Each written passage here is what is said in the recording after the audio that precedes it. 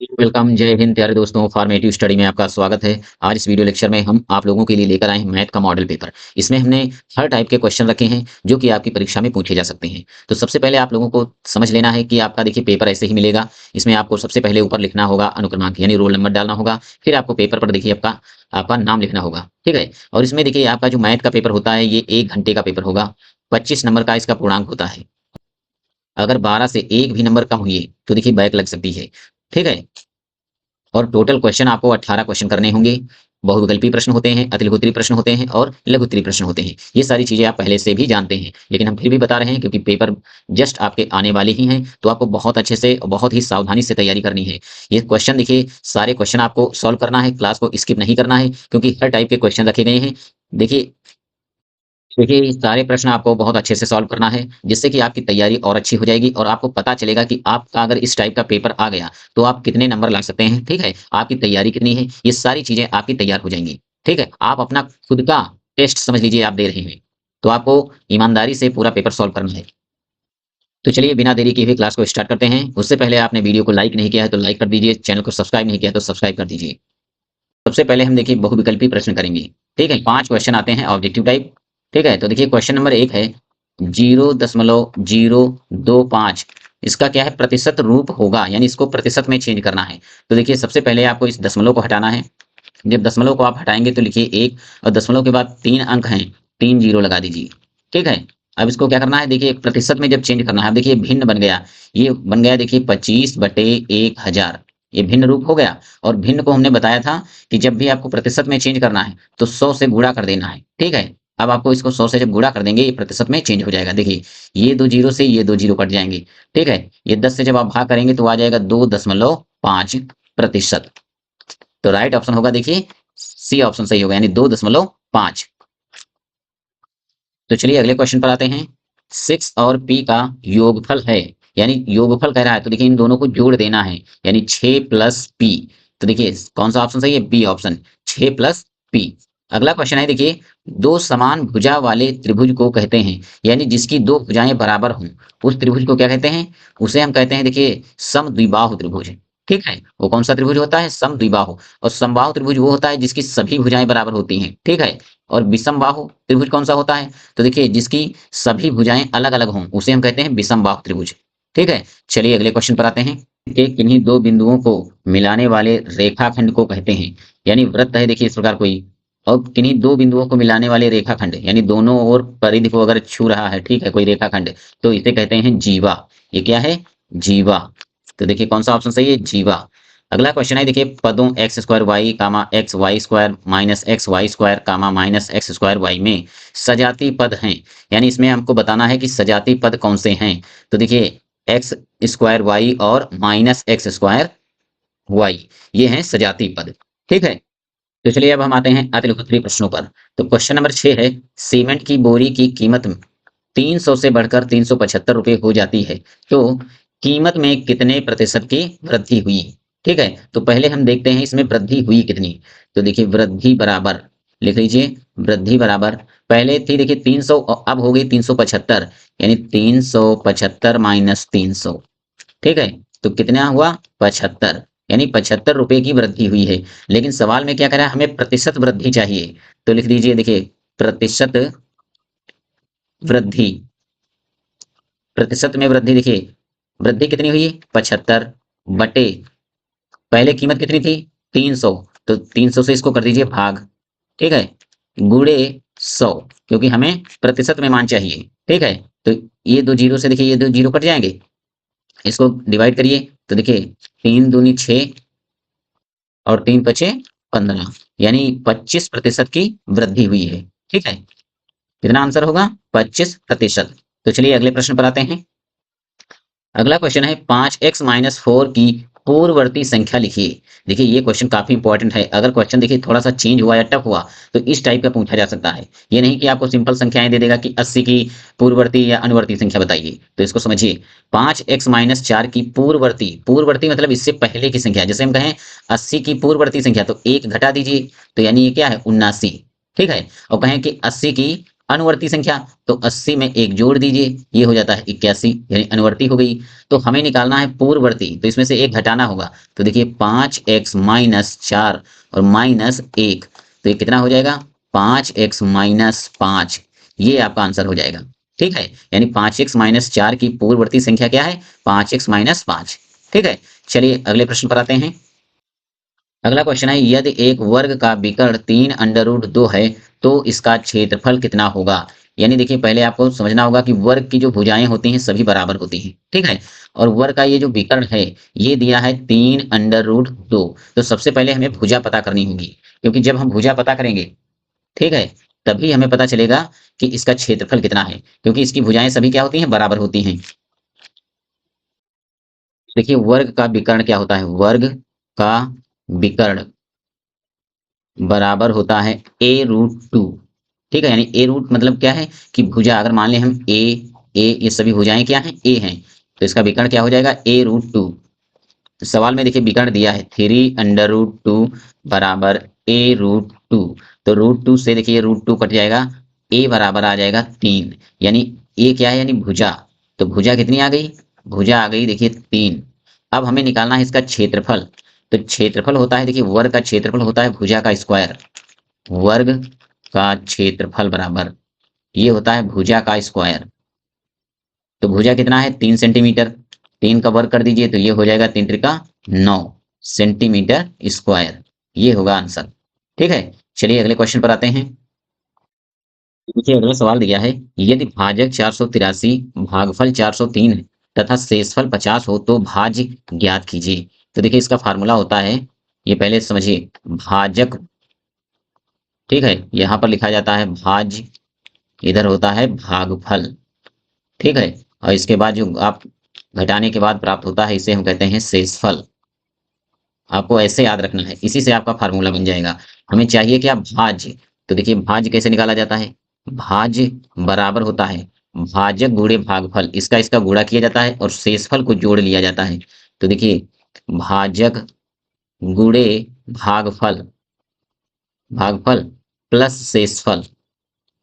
ठीक है, देखिए जो जो दिया है सवाल में इसमें आप रख देना है। तो देखिए भाजक कितना दिया है 483, गुणे भागफल कितना दिया है तो 403, और शेषफल प्लस शेषफल कितना है 50। ठीक है, अब देखिए इसका आप गुणा करिए, 483 को 403 से जब आप गुणा करेंगे तो ये आ जाएगा देखिए 649, यानी 1,94,649 प्लस। अब देखिए इसमें आपको 50 जोड़ देना है। ठीक है, देखिए हमने गुणा पहले ही कर लिया है, आप आराम से कर सकते हैं गुणा। ठीक है, तो देखिए जब इसको आप इसमें 50 जोड़ देंगे तो ये हो जाएगा देखिए 194,699। ठीक है, ये हो जाएगा आपका आंसर। ठीक, बस आपको ये इतना याद रखना है कि भाज्य बराबर क्या होता है भाजक गुणे भागफल प्लस शेषफल। चलिए अगले क्वेश्चन पर आते हैं। अगला क्वेश्चन है, देखिए 4 अंकों की सबसे बड़ी संख्या और 3 अंकों की सबसे छोटी संख्या का योगफल ज्ञात कीजिए।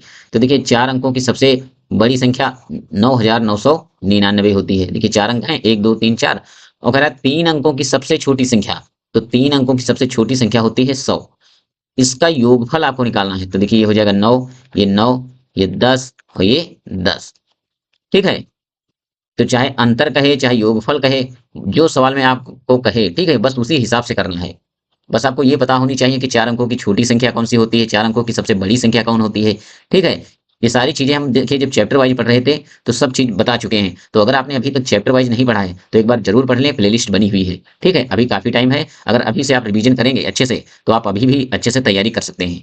चलिए अगले प्रश्न पर आते हैं। सवाल है, देखिए गीता ने 5/2 किग्रा मिठाई 5 बच्चों में बराबर बांटी, प्रत्येक को कितने किग्रा मिठाई मिली। यानी जब भी सवाल में दिया हो कि बराबर भागों में बांटना है तो आपको ये ध्यान रखना है कि हमें भाग करना है। ठीक है, तो यानी मिठाई कितनी थी 5/2, कितने बच्चों में बांटना है 5 बराबर बच्चों में बांटना है। तो इसको क्या कर दीजिए 5 से आपको भाग कर देना है। ठीक है, बस आपको हल करना है। तो 5/2, ये देखिए इसको जब आप 5 से भाग करेंगे तो ये हो जाएगा देखिए 5/2, और ये देखिए ये आ जाएगा, इसके नीचे आप 1 मान लीजिए तो ये हो जाएगा, ये दर्जा पलट जाएगा 1/5 हो जाएगा। ठीक है, तो इस 5 से ये 5 कट जाएगा, ये हो जाएगा 1/2, 1/2 किग्रा यानी किलोग्राम। अगर इसको हम ग्राम में चेंज करें तो ये कितना हो जाएगा, 500 ग्राम। ठीक है, ये है आपका आंसर। चाहे आप 1/2 किग्रा यहीं पर आंसर छोड़ सकते हैं तभी सही है, आप चाहे ग्राम में चेंज कर दें तभी ये सही है। ठीक है, तो देखिए अब हम आते हैं लघुत्तरी प्रश्नों पर। और देखिए लघुत्तरी क्वेश्चन जो है 2 नंबर के पूछे जाते हैं। ठीक है, तो देखिए क्वेश्चन नंबर 12 है, एक बगीचे की लंबाई 115 मीटर तथा चौड़ाई 45 मीटर है, तो बगीचे को चारों ओर घेरने के लिए कितने मीटर तार की आवश्यकता होगी। यानी बगीचे की देखिए लंबाई दी है 115 मीटर, ठीक है, और चौड़ाई कितनी दी है, बगीचे की चौड़ाई दी है 45 मीटर। ठीक है, कह रहा है इसके चारों ओर कितने मीटर तार की आवश्यकता होगी। तो देखिए ये आयत बनना है, और आयत की देखिए आमने सामने की जो भुजाएं होती हैं वो क्या होती हैं, बराबर होती हैं। ठीक है, तो अगर हम इस आयत का परिमाप निकाल लें तो हमें पता चल जाएगा कि कितने मीटर तार की आवश्यकता होगी। ठीक है, तो लिखिए देखिए, आयत का परिमाप बराबर, आयत का परिमाप कितना होता है, 2 गुणे लंबाई प्लस चौड़ाई। आयत का परिमाप होता है 2 गुणे लंबाई प्लस चौड़ाई। तो दो, लंबाई कितना है 115 मीटर, चौड़ाई कितनी है 45 मीटर। इसको ऐड करिए तो ये हो जाएगा देखिए, 2 गुणे ये हो जाएगा 5 5 10, 4 1 5 1 6 और ये 1, यानी ये इसको देखिए अब गुणा करिए तो ये हो जाएगा 16 दूना 32, यानी 320 मीटर। यानी हमें कितने मीटर तार की आवश्यकता होगी, तो 320 मीटर तार की आवश्यकता होगी। बस आपको यही निकालना था। ठीक है, तो देखिए अगर 320 मीटर तार हो तो ये चारों तरफ इस बगीचे के लग जाएगा। ठीक है, तो चलिए अगले क्वेश्चन पर आते हैं। अगला क्वेश्चन है, देखिए ये बोर्ड मास का प्रश्न है, एक क्वेश्चन ऐसा आएगा जरूर, तो आपको बहुत अच्छे से समझना है। और इस प्रकार जितने भी आपके पवन सीरीज आपने ली होगी या फिर आपने राजन सीरीज खरीदी होगी, जितने भी बोर्ड मास के क्वेश्चन है एक बार रिवीजन जरूर उसका कर लेना है। ठीक है, तो इसको सबसे पहले देखिए आपको ये लिख लेना है बोर्ड मास। ठीक है, क्योंकि जब आप बोर्ड मास लिख लेंगे तो इससे ये पता चल जाएगा हमें करना कैसे है। सबसे पहले आपको ब्रैकेट सॉल्व करना है, ब्रैकेट के बाद आप यानी का सॉल्व करना है, इसके बाद डिवाइड करना है, और फिर इसके बाद मल्टीप्लाई करना है, और फिर देखिए एडिशन मतलब जोड़ना है, और लास्ट में सब्सट्रैक्ट यानी लास्ट में हमें क्या करना है, घटाना है। तो देखिए इसमें हमें अब क्या करना है, ब्रैकेट पहले आप सॉल्व करिए। तो जब ब्रैकेट सॉल्व किया जाता है तो पहले छोटा ब्रैकेट, फिर इसके बाद मंझला ब्रैकेट, और फिर इसके बाद बड़ा ब्रैकेट सॉल्व किया जाता है। ठीक है, तो देखिए यहाँ पर एक ब्रैकेट होगा। ठीक है, तो लगाइए देखिए, सबसे पहले हमें क्या करना है, 4 माइनस बड़ा ब्रैकेट 0.4। ठीक है, अब देखिए हमें इतना सॉल्व करना है, तो देखिए 0.04, इसको घटाना है हमें, तो दशमलव के सामने दशमलव होना चाहिए, 0.04। अब देखिए यहाँ पर कोई संख्या है नहीं, तो यहाँ पर हम 0 मान लेते हैं। ठीक है, अब देखिए 0 से 4 जाएगा नहीं, तो यहाँ से हासिल लेंगे, तो ये हो जाएगा 10, 10 में से 4 गए तो ये हो जाएगा 6, तो यहाँ बचेगा 3। ठीक है, कितना बचेगा 3, और ये हो जाएगा 0, यहाँ होगा दशमलव ये वाला 0। तो कर दीजिए, देखिए यहाँ पर हो जाएगा फिर -0.036।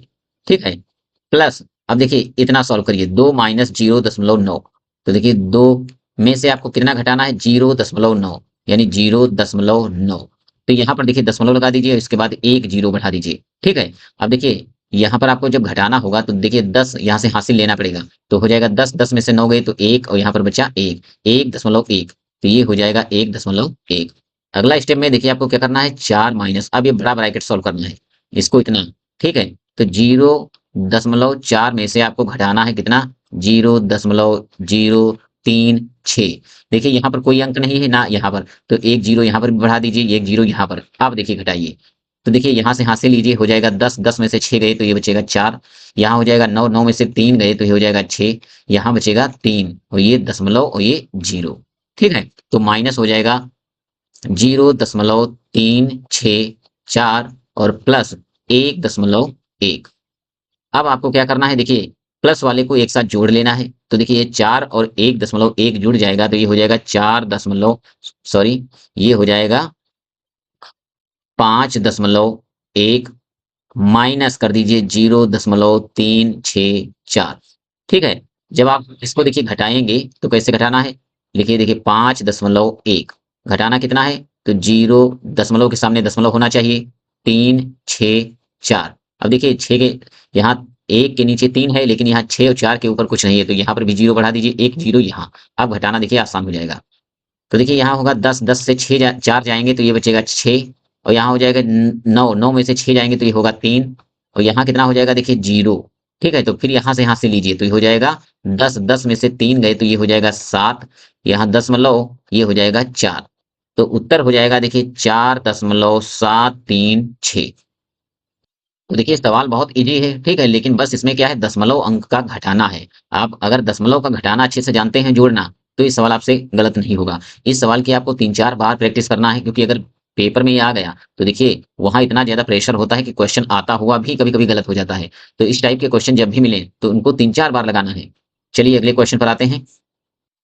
अगला क्वेश्चन है, देखिए एक दुकानदार ने 1500 का कोट 25% छूट देकर बेचा। बताइए कोट कितने में बेचा गया। यानी 1500 का कोट था, 25% की छूट थी, तो कितने में बेचा गया। तो देखिए 1500 का है कोट, ठीक है, कितने परसेंट की छूट दी गई है, 25% की। ठीक है, तो देखिए जब इसको आप प्रतिशत ही हटाएंगे यहाँ से, ठीक, तो ये बटे में आ जाएगा 100। ठीक है, तो देखिए ये दो जीरो से ये दो जीरो कट जाएंगे। अगला सवाल है, देखिए एक दुकानदार ने 1500 का कोट 25% छूट देकर बेचा। बताइए कोट कितने में बेचा गया। तो देखिए पहले आप निकाल लीजिए छूट। तो छूट कितनी दी है, देखिए 1500 का कोट था, ठीक है, इस पर कितना, 1500 का 25%, यानी 25% डिस्काउंट दिया गया है। तो देखिए 1500 गुणे 25% को हटाइए तो बटे में आ जाएगा 100। ये दो जीरो से ये दो जीरो कट जाएंगे।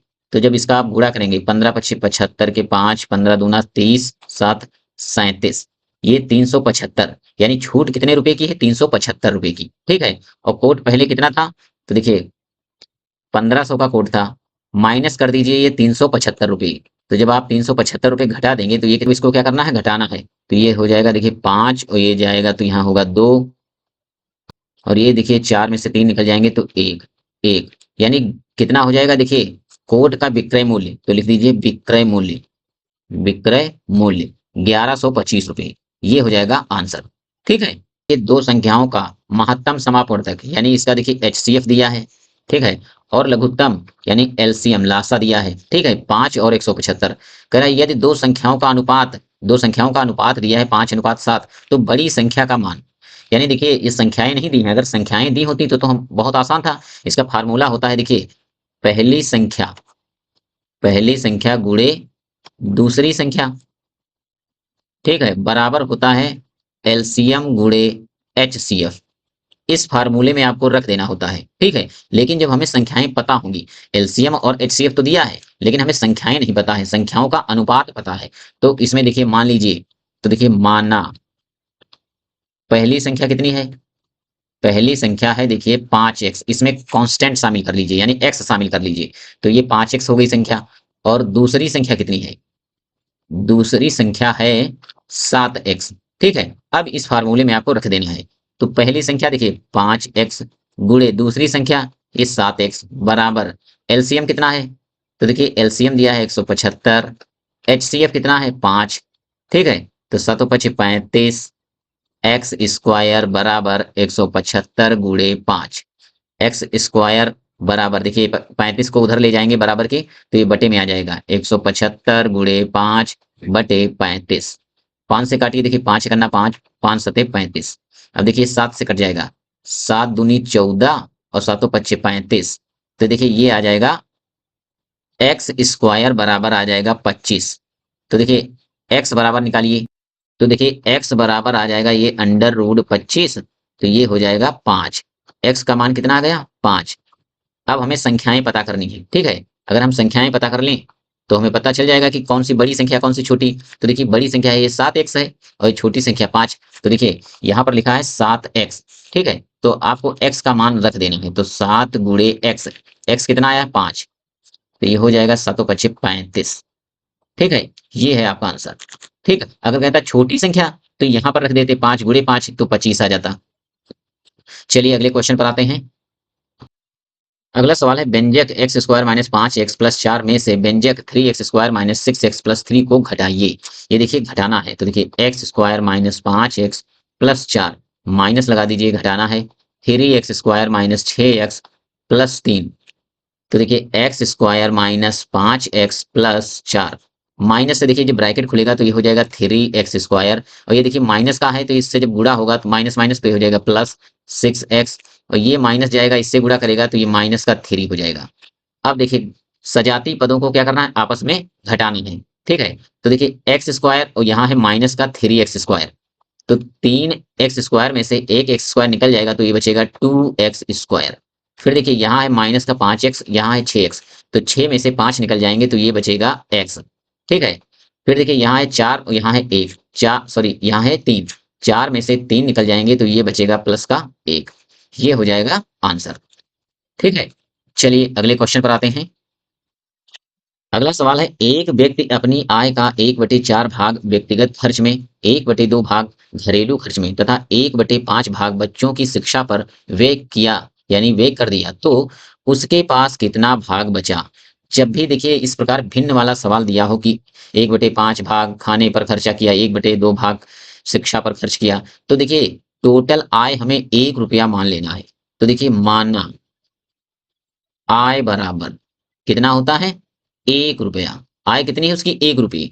ठीक है, क्योंकि देखिए हमें सवाल में क्या निकालना है, बचत। तो बचत बराबर होता क्या है, बचत बराबर होता है आय माइनस खर्च। अगर हम आय में से खर्चे सारे निकाल दें तो हमें पता चल जाएगा कि कितनी बचत हुई है। ठीक है, तो हमने देखिए बस आपको लिख देना है बचत बराबर आय माइनस खर्च। तो देखिए आय कितनी है, 1 रुपया हमने माना है तो 1 लिख दीजिए, माइनस खर्च कितने खर्च हैं, तो देखिए 1/4 भाग है किसका, व्यक्तिगत खर्च, तो माइनस कर दीजिए 1/4।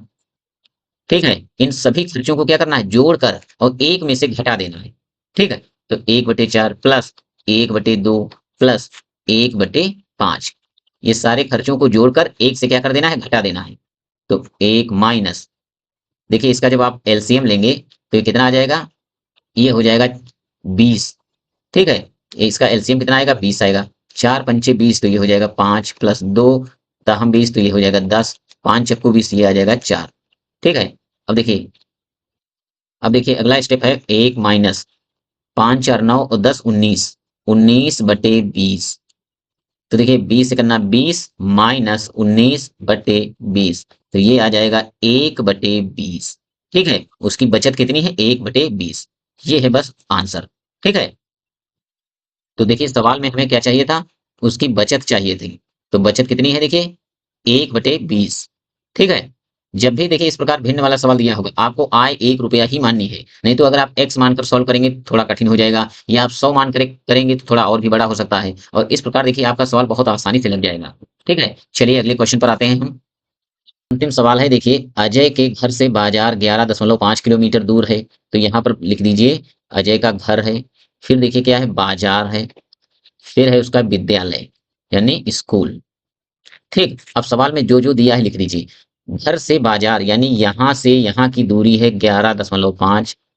ठीक है, इसी रास्ते पर उसका विद्यालय बाजार से 1.2 किलोमीटर दूर है, यानी विद्यालय कहाँ, इसी रास्ते पर उसका विद्यालय बाजार से, तो यहाँ बाजार से उसका विद्यालय 1.25 किलोमीटर दूर स्थित है। ठीक है, तो कह रहा अजय के घर से विद्यालय की दूरी, यानी अजय के घर से हमें चाहिए यहाँ से यहाँ तक की दूरी। तो अगर हम दोनों दूरियों को जोड़ लें तो हमें पता चल जाएगा। ठीक है, तो देखिए 11.5 जोड़िए 1.25, तो जब इसको आप जोड़ेंगे तो ये हो जाएगा 5, तो ये 5 2 7, ये हो जाएगा 2 और ये 1, यानी घर से विद्यालय की दूरी हो जाएगी 12.75। ये हो जाएगा आंसर। ठीक है, सवाल देखिए बहुत इजी था, अगर आप ऐसे ही लगाने लगते हैं तो थोड़ा कठिन लगता, लेकिन जो सवाल में दिया है इस प्रकार अगर आप थोड़ा फिगर टाइप बनाकर लगाएंगे तो सवाल बहुत ही आसान हो जाएगा। ठीक है, तो चलिए आज के क्लास को हम यहीं पर विराम देते हैं। अगर आपको वीडियो अच्छी लगी है तो लाइक और सब्सक्राइब करना ना भूलें। किसी भी प्रकार का अगर डाउट है तो हमें कमेंट बॉक्स में कमेंट करके पूछ सकते हैं। मिलते हैं नेक्स्ट क्लास में एक दूसरे मॉडल पेपर के साथ। जय हिंद।